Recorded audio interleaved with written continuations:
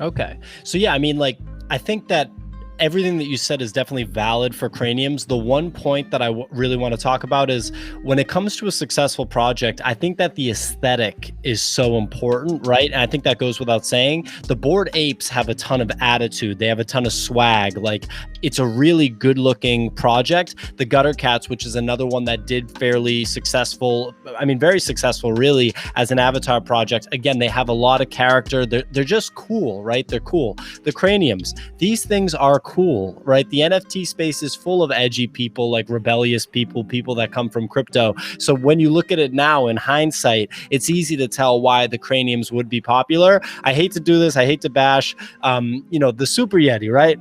It's not as cool. Like, I don't really think that people are like super jazzed up. Maybe if you were like a kid and they marketed it for kids, that would be a different story.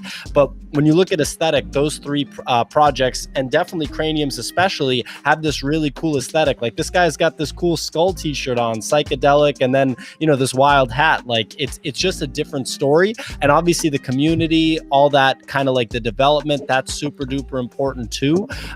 But the aesthetic comes first. People have to like how it looks. People have to be proud to make it their profile pic and think it's a cool thing.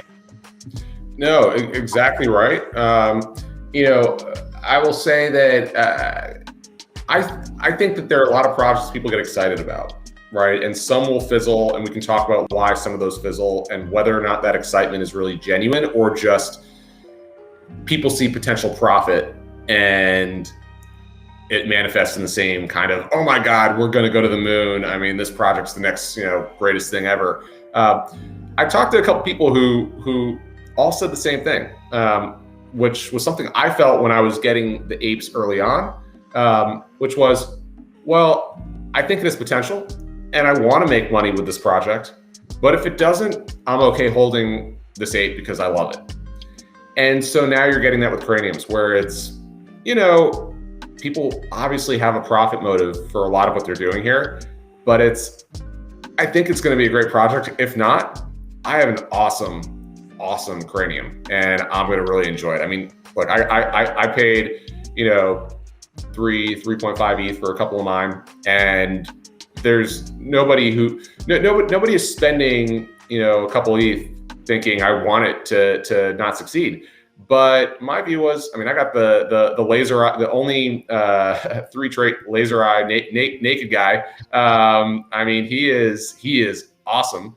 And if it did go to 0, I'm cool with that. I will rock with that guy. Or that might be me in 50 years, but I will rock with that guy, forever, because he just looks awesome. And so when you get that type of feeling in a project, nobody said with their Yetis, well, if this doesn't work, I'm going to keep all my Yetis. What have people done?